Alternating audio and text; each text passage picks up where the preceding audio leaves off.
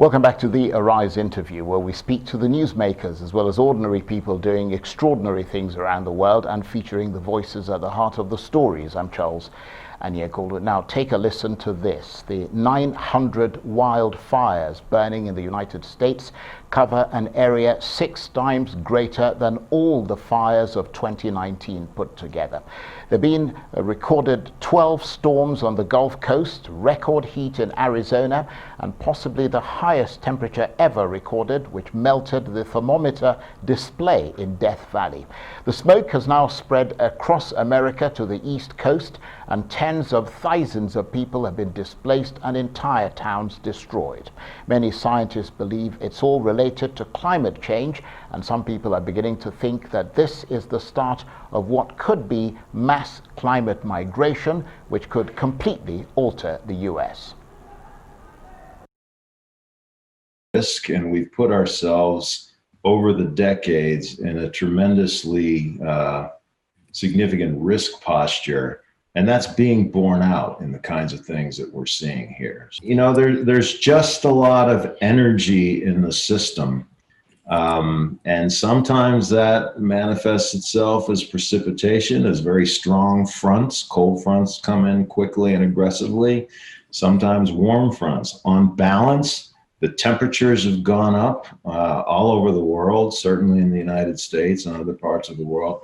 That puts a lot more energy into the system, which makes for a much more volatile environment. So yes, I strongly believe we're going to look back in 10 years, certainly 20, probably definitely 50, and say, wow, you know, 2020, that was a year, but I miss it. Well, for more on all that, I'm joined now in the studio by the globally recognized leading scholar on environmental policy and climate change, the UN climate scientist, Professor Chukwumerije Okereke, who also served as the former co-director of the Center for Climate and Justice in the UK and is a visiting professor at Oxford and Reading Universities in Britain. Thank you very much indeed for finding the time to be with us, because I expect that at this time, with all this happening with climate change, you must be a very busy man. Well, indeed. We're doing our best to try and educate the world, leaders, Trump inclusive, but also leaders around the world of the threats posed by climate change, and also the opportunities in some cases to take advantage of the risks of climate change to build a better economy, both globally, but also here in Nigeria. Well, let's talk about the risks. Give us a quick sketch of where the climate change stresses and strains are in the US, for example, where we're seeing a lot of those fires, with regard to things like rising heat, lack of water, and give us a sense of what sort of impact that's having not only in America, but elsewhere. Very good. In layman terms, I think one of the key things to understand is that from 1900 or so to date, the global mean temperature has increased by up to 1 degree centigrade. And that has come with increase in extreme weather events, rise in sea level, and by extreme weather event, we're talking about tropical storms like floods, we're talking about hurricanes and cyclones, we're talking about heat waves, and we're talking about droughts. And all over the world, we are beginning to see an increase both in the number, but also in the intensity of these extreme weather events. And what you are experiencing now, or what they're experiencing in California and US more broadly, is one of the many examples of this increase in the both intensity and frequency. Don't forget that earlier this year, Australia witnessed one of the greatest wildfires in its history. Back here in Africa, we had Cyclone Idai 2019, which affected over 2.2 million across Malawi, Zimbabwe, and Mozambique. So across the world, we are increasingly witnessing the rise and the number and intensity and frequency of these extreme weather events. But the argument of people like Donald Trump and a whole host of climate skeptics, or climate change skeptics, I mean, history is replete with incidents of that, from, tsunamis to fire outbreaks to storms. This is a cyclical thing that happens on Earth. What would your response be to that? Well, with all due respect, I think such an argument is born out of ignorance. I mean, we global UN scientists spend an awful lot of time researching these things. Yeah, but now, I'm sorry to interrupt you. I mean, you don't have statistics about what happened in the world. I mean, you don't have scientific facts about what happened in the world 3 centuries ago. we do. I mean, Yeah, we do. that's the point I'm making. You don't have accurate figures that are measurable. I mean, I know you can hypothesize and you can theorize about what might have happened at that time, but you don't have the kind of evidence you have today. Since 2000 and up to now, there has been rapid growth, increase in what we call probabilistic extreme Yeah, but event it's still a attribution. probability, isn't it? Yeah, but what we have done is to, through the use of multiple climate models, which we call ensembles, able to come very, very, very close in predicting what is going to happen and what more do you want to see? Most of the predictions from these models have turned out to be pretty accurate. No, yeah, I know, but what we hear scientists saying is that this is the worst since records began. Correct. It doesn't say this is the worst since the Earth began. You see what I mean? Yes, and I'm as not trying to be scientists- skeptical. No, I'm you're trying to right. take the position of those other people so that hopefully we can elicit some sort of more information from you and more clarification about these things. Probably, but you've put it really well, maybe better than I can put it. The war since record began. Yeah. And so If you these are records arguing- began in 1900 and something. Correct. If you're arguing to the contrary, then where are you drawing your evidence from? You can only draw your evidence from since record began. If you are arguing to the contrary of what we have since record began, then you are the one that is postulating and hypothesizing. You better come back to science based on since record began. So the argument is Yes. that since records began, Correct. you have seen a systematic degradation of the environment. Correct. There's global warming because the heat has gone up by at least 1 degree. Correct. And the impact of that 1 degree is deleterious. Correct. But I must also say that we, global climate scientists, have been able to construct models through which we can pee into the past. Our models are able to show as accurately as we can simulations of how life would have been many, many years before accurate observational record actually began. So these models are pretty strong in both telling you what is happening, what could happen, and maybe even what could have happened millions of years behind. But coming back to your point, all records show that the rise in the intensity and frequency of extreme weather events has been the most in the last 15 years. But in terms of the warmest weathers over the last 15 years, we have had consistently the warmest weathers. We've had increase in the intensity of cyclones, storms. Think of Cyclone Eva, Cyclone Ida, Cyclone Harvey, Cyclone Katrina. The biggest, most expensive, most devastating cyclones in U.S. history have happened in the last 15 years. Yes, I think I would agree with that in terms of the statistics that we've seen. In fact, I heard one U.S. environmentalist saying in an interview that they took or looked at a bunch of climate threats in America and overlapped them, and what came up was that the bottom half of that country, a whole swathe from the east coast of South Carolina, for instance, all the way to the west coast of Southern California, is going to become a lot less habitable, prone to hurricanes that you're talking about, rising sea levels, and at the same time, the west coast is increasingly subject to wildfires. I mean, that sounds like Armageddon. It sounds positively apocalyptic, doesn't it? Well, I read our report myself, and the reports that we have produced, both at Oxford, Reading, and more broadly, globally in the UN Climate Scientist Fora, suggest that if action is not taken urgently, we cannot begin to imagine the impact that climate change is going to have. Up to 16%, for example, of the entire terrestrial area could completely be made uninhabitable by climate change in a couple of years' time. And the disheartening thing is that over the past 5 years, the increase, we are continuing to see increase in global pollution, the amount of CO2 that's being emitted across the world. So why there's a lot of effort being made to try and raise our awareness, there hasn't been concomitant decrease in the rise of CO2 emission, and that worries me, because I know as an African that we Africans are contributing the least to climate change, but we are the ones that are going to bear the greatest brunt.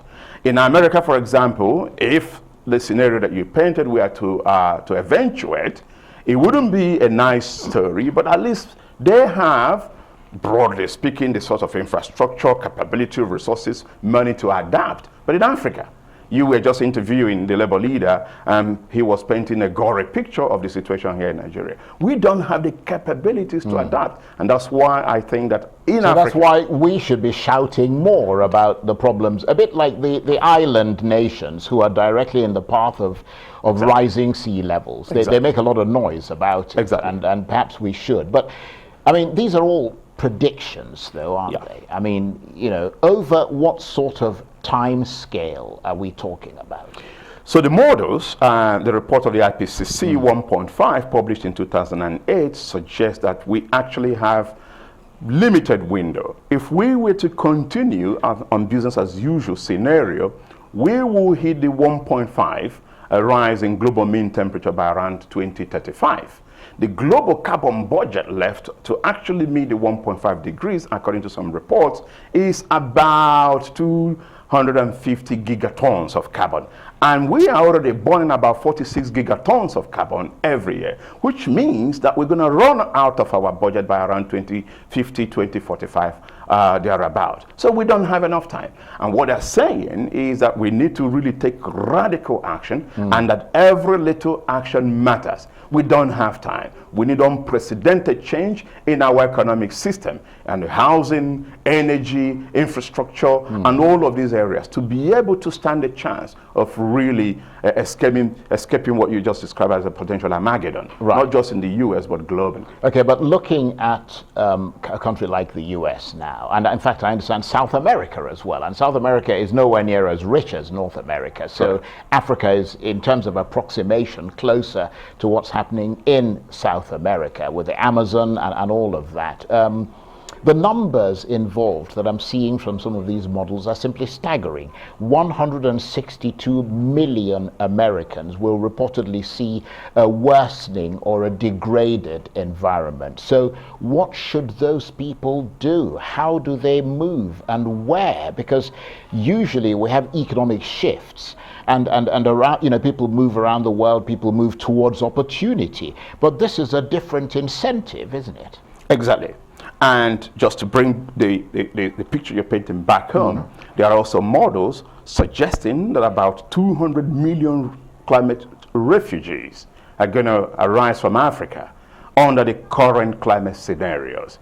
And you're asking, what should they do? That's what we are doing, trying to raise awareness, to educate our public and the leaders on the need to take urgent actions now, because every single day that you leave action, it makes matters worse.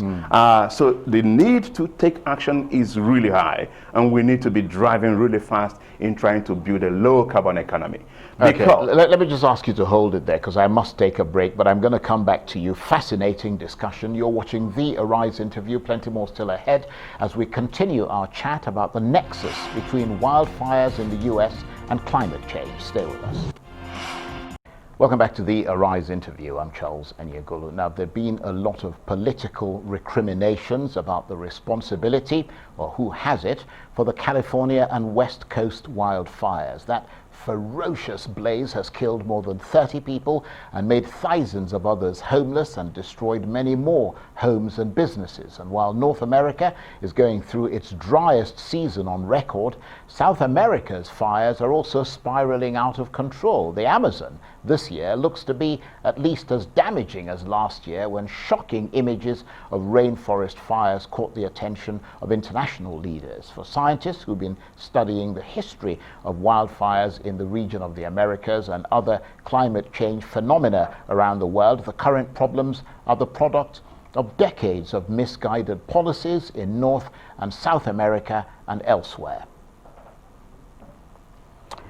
And the globally recognized leading scholar on environmental policy and climate change, the UN climate scientist Professor Chukwumerije Okereke, who also served as the former co-director of the Center for Climate and Justice in the UK and is a visiting professor at Oxford and Reading Universities in Britain, is still with me in the studio. Thank you very much indeed for staying with us. Thank you.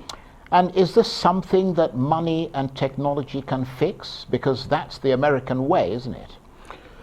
There is certainly a degree to which money and technology would help. But the philosophy of what we call techno-optimism, which means basically that we can somehow expect some magical technologies to solve all this problem, is completely misguided. Because what is required is a fundamental change in philosophy, in lifestyle. It's even a spiritual problem, because we have for many, many years understood development in terms of mass consumption, mass waste. And some of us are arguing that we need to fundamentally change our understanding of economy, our understanding of development, even our understanding of morality and international relationship, because these are fundamental tenets in actually solving this problem. Technology can help, for example, because you could have, for example, much more renewable energy from solar, from wind, from geothermal, and also tidal wave, etc., etc. You can also make a transition from cars to electric rails, and there are other kinds of things that you can do with technology. But without a fundamental shift in our economic system and our mindset, some of us do not think there is a chance of being able to combat the threat of climate change. And as a climate change expert yourself, I mean, you have a sort of ringside seat, a fireside seat, as they say at the moment, about what's happening. What sort of decisions are you advising people you know in America, for example, in Africa, in Europe, to make? Are you advising them to, for example, people who are in certain zones that are more prone to climate change, the effects of global warming, are you advising them to sell up and leave? I mean, I know you've got friends in America, other environmentalists. I mean, particularly for people in California, for instance, who are affected by wildfires.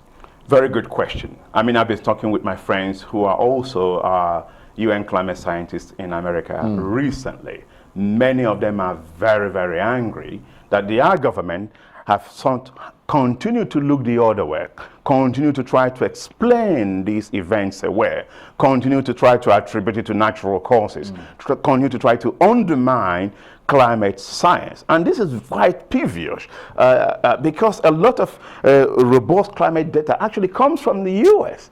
And so what we are saying is that you have to do at least three things. Number one, you have to see this as a political issue. You have to make sure that you continue to educate your people, the public, but also the government, on the need to please take these things seriously. As we were discussing before we came on air, this is a bit like coronavirus. For a long time, America, under this president, for example, continued to say this was a Chinese virus, it's not going to come here, we are powerful, and all of this.